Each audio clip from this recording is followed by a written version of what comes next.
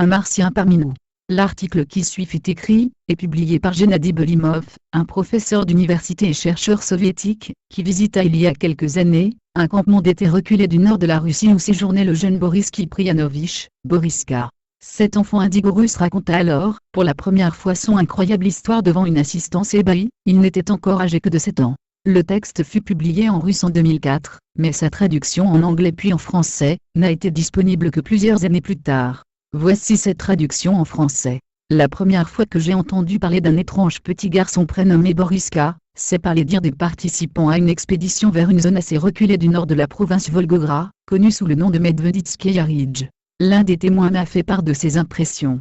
Imaginez-vous, quand tout le monde s'est réuni autour du feu de camp pour la soirée, ce petit garçon de 7 ans a brusquement demandé le silence. Il allait nous parler des habitants de Mars, et de leur voyage sur la Terre. Eh bien, quelqu'un continuait à bavarder à mi-voix, quand le garçon a exigé notre attention complète, ou alors il n'y aurait pas d'histoire. Les conversations se sont tues. L'enfant aux grands yeux et au visage rond, vêtu d'un simple t-shirt d'été et coiffé d'une casquette de baseball, nullement craintif devant les adultes, a commencé un récit incroyable sur la civilisation martienne, sur ses cités mégalithiques et les vaisseaux martiens, sur ses vols vers d'autres planètes, en compagnie d'un lémurien qu'il fréquentait jadis, alors que lui, venait de Mars. Le feu crépitait, la nuit nous entourait et le ciel aux milliers d'étoiles, était silencieux comme s'il gardait un grand secret.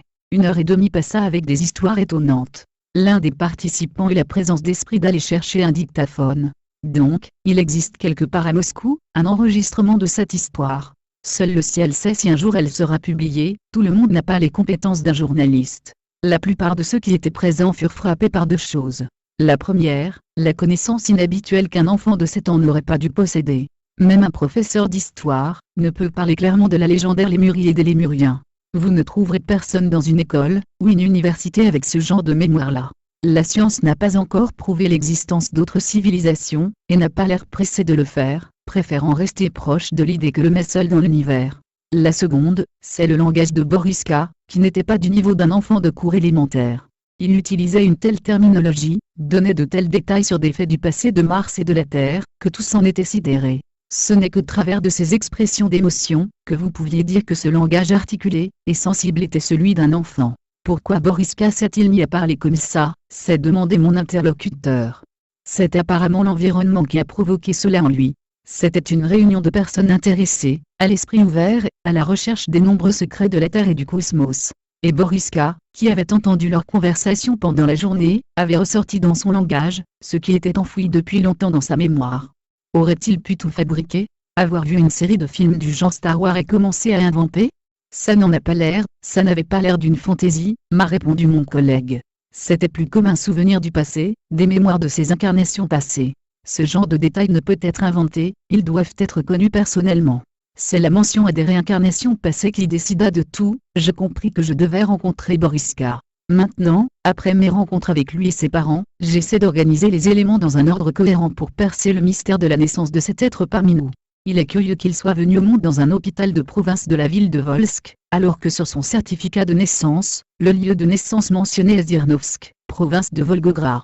Il est né le 11 janvier 1996, à 8h30 du matin. Cela peut parler à un astrologue. Ses parents sont des gens simples et bons. Nadezhda Kiprianovich, la mère de Boris, est dermatologue dans une clinique de la ville. Elle a obtenu sa licence de l'Institut de médecine de Volgograd en 1991.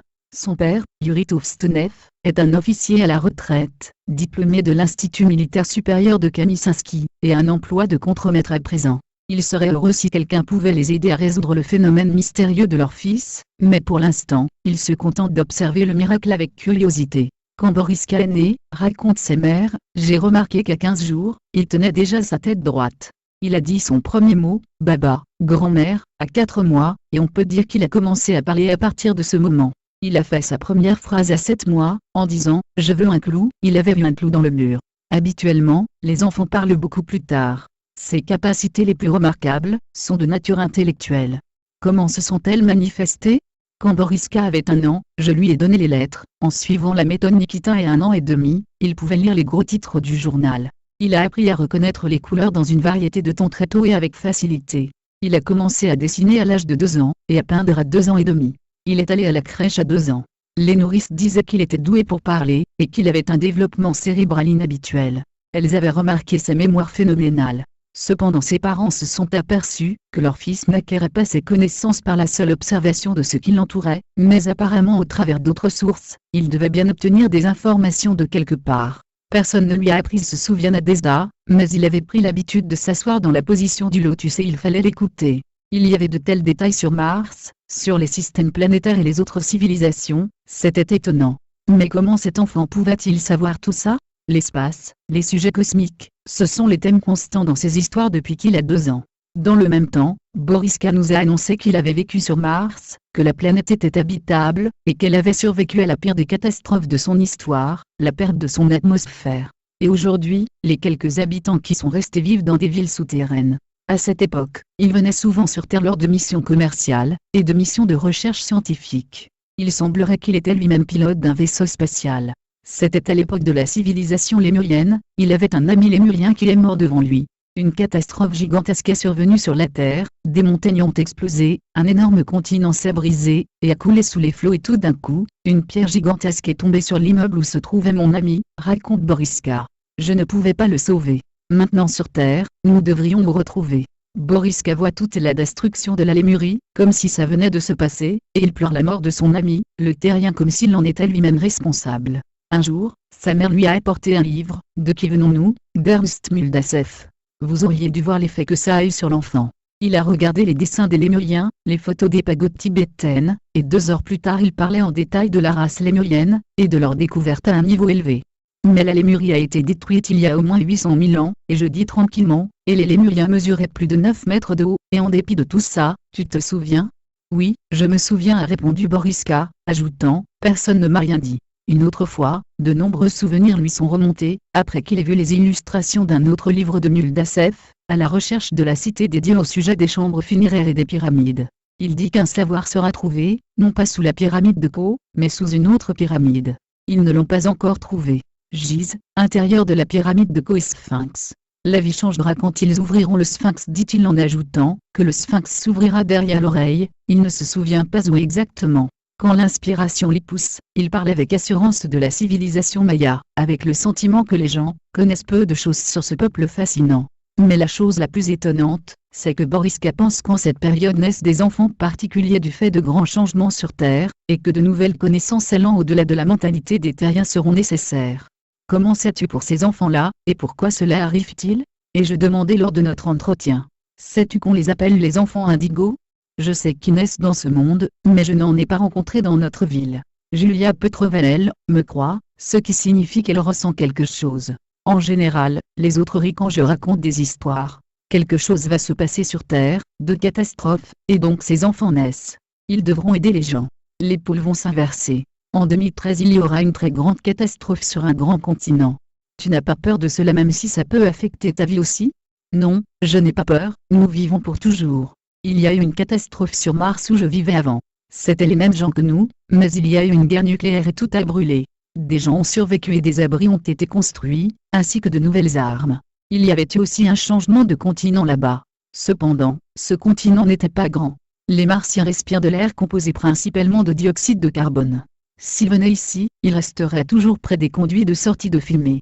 Et toi, si tu es de Mars, tu peux respirer notre air facilement, ou as-tu besoin de dioxyde de carbone ? Une fois que vous êtes dans le corps terrien, alors vous respirez cet air. Mais, on n'aime pas l'air terrien parce qu'il est la cause du vieillissement. Sur Mars les gens sont toujours jeunes, environ 30-35 ans, et il n'y a pas de vieilles personnes. Chaque année qui vient, ces enfants de Mars naîtront sur Terre. Dans notre ville, il y en aura au moins une vingtaine. Te souviens-tu de ton ancien nom, ou de ceux de tes amis ? Non, je ne peux jamais me souvenir des noms. Et toi-même, à quel âge remontent tes souvenirs ? Je me souviens de mon ancienne vie à partir de 13 ans, et ici, je me souviens depuis ma naissance sans oublier d'où je viens. On avait des lunettes spéciales là-bas et on se battait tout le temps. Sur Mars, il y avait un truc désagréable, une base qui devait être détruite. Mars peut être ressuscité, mais cette base l'en empêche. C'est un secret. Je peux dessiner à quoi ça ressemble, nous étions à côté. Cette base est contre nous. Boriska, pourquoi nos plateformes spatiales meurent plus souvent qu'elles ne durent lorsqu'elles se posent sur Mars ? C'est un signal qui vient de Mars, et ça essaie d'anéantir les plateformes. Il y a des rayons dangereux sur ces bases. J'étais étonné d'obtenir ainsi une confirmation de l'existence des rayons dangereux de Phobosov. En 1988, un homme de Volsk, avec des pouvoirs extrasensoriels, a essayé de contacter le programme spatial de l'URSS, afin de prévenir les dirigeants soviétiques de l'échec imminent des sondes spatiales soviétiques Phobo 1 et Phobo 2, spécifiquement à cause de batteries et de rayons radioactifs, qui étaient étrangers à la planète. Ils n'ont pas écouté ces avertissements, et n'ont pas jugé utile de répondre, et ce jusqu'à ce jour. Pourtant, selon Lushnichenko, pour réussir, il faut changer de tactique à l'approche de la surface de Mars. Que sais-tu des dimensions multiples? Tu sais, pour voler, pas la peine de suivre une trajectoire en ligne droite, mais il est possible de traverser l'espace multidimensionnel. Je me renseignais avec précaution en posant des questions assez osées du point de vue de la science conventionnelle. Boriska rebondit avec une énergie renouvelée, et se mit à parler de la construction des ovnis. On venait de décoller et on était déjà proche de la Terre. Puis, il a pris une craie pour dessiner un triangle sur le tableau. Il y a 6 couches, dit-il d'un ton enthousiaste. La couche extérieure comprend 25% de matériaux solides, la deuxième couche est de 30%, et ressemble à du caoutchouc, la troisième, encore 30% et c'est de nouveau du métal, il y a une couche de 4% de propriétés magnétiques. Il écrivait les chiffres sur le tableau. Si vous énergisez la couche magnétique, l'appareil peut voler partout dans l'univers. Nous, les adultes, nous nous sommes regardés l'un l'autre. Dans quelle classe apprennent-ils les pourcentages?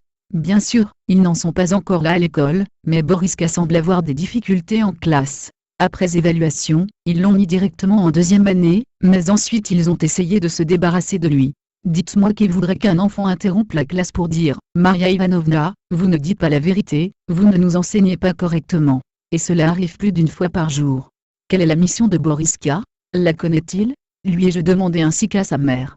Il a dit qu'il devinait Madina Desda, il sait des choses sur le futur de la Terre. Par exemple, que le savoir serait donné selon le niveau, et la qualité de l'état de conscience. Le nouveau savoir ne parviendra jamais aux personnes malveillantes qui ont des vices mesquins, voleurs, bandits, alcooliques et aussi ceux qui ne veulent pas s'améliorer. Ils quitteront la planète. Ils pensent que l'information aura le rôle le plus important. Une ère d'unité et de coopération commencera bientôt sur Terre.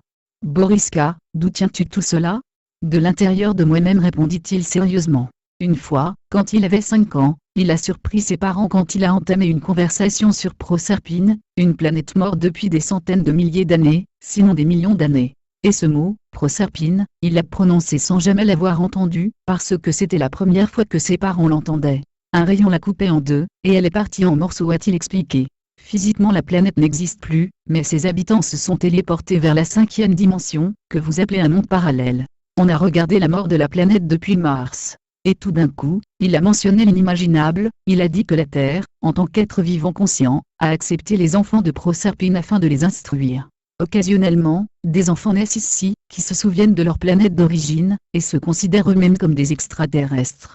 Mais bien sûr, ce phénomène a été remarqué par le monde scientifique, et moi-même, j'ai déjà rencontré Valentina Gorchunova, Keneya, qui, non seulement se souvient de Proserpine, mais de plus rencontre ses camarades proserpiniens dans ses rêves. Et voilà qu'elle se trouve dans la même ville que Boriska, et qu'ils faisaient tous deux partie de la randonnée de la Montagne Bleue dans la région extraordinaire de Medveditskaya Ridge.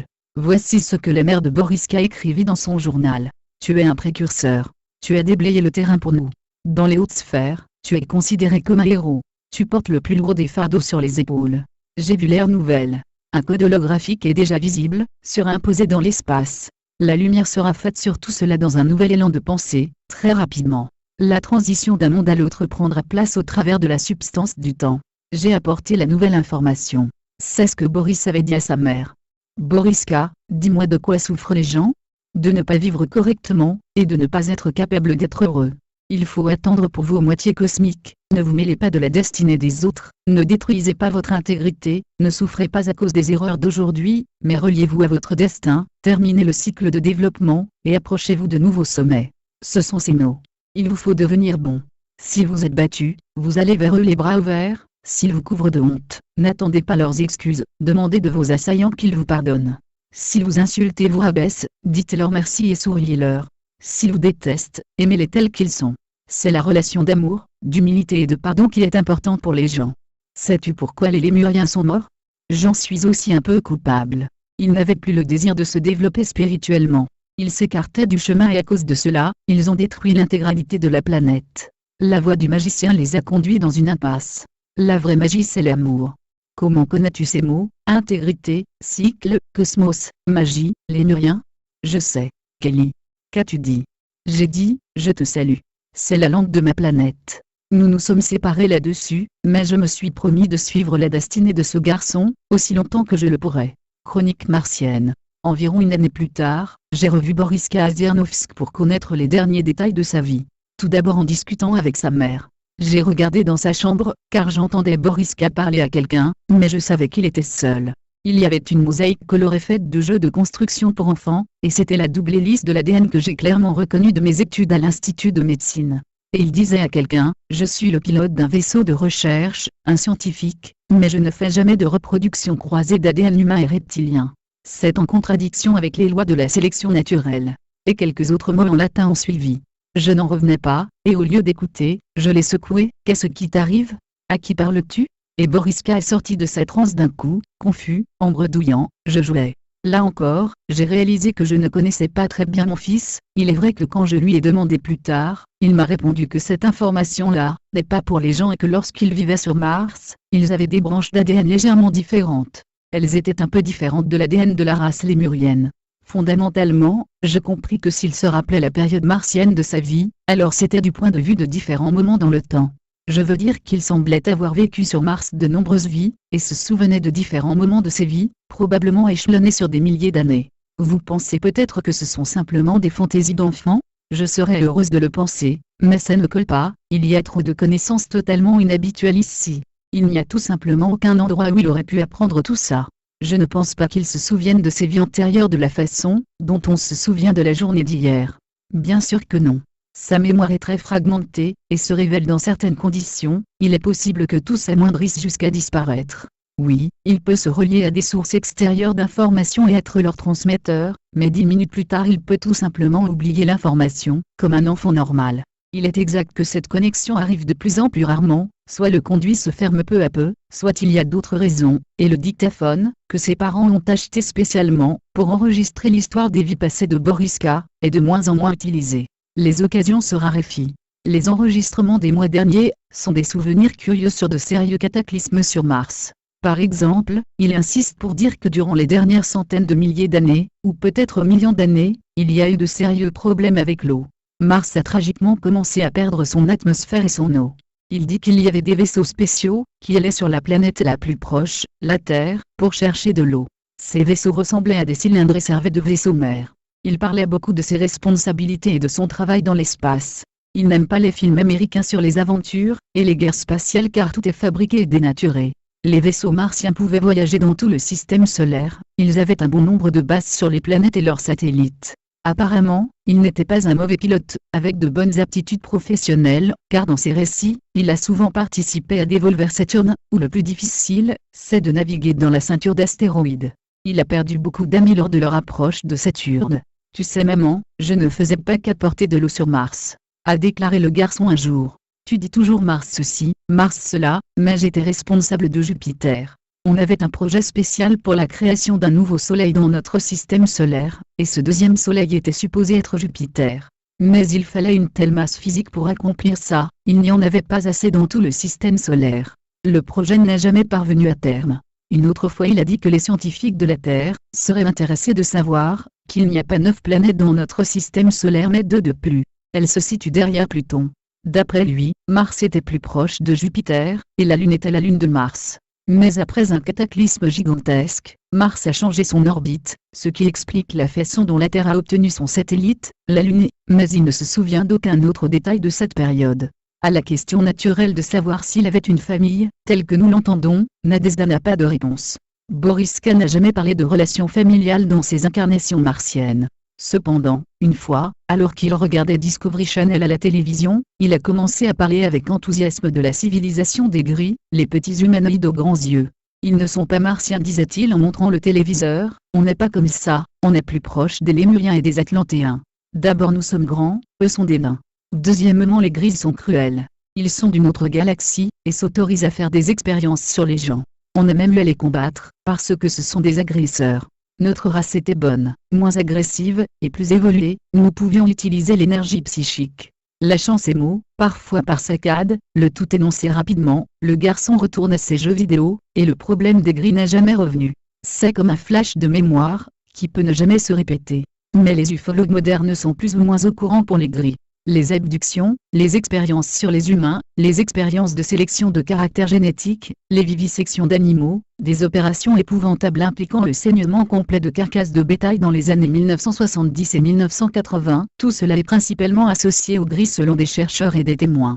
Boriska s'en était soudainement rappelé, et prévenait de leur nature dangereuse. Quant à savoir si nous aurons quelques éléments nouveaux sur la vie dans l'espace, sur Mars, ou dans le système solaire, j'en doute.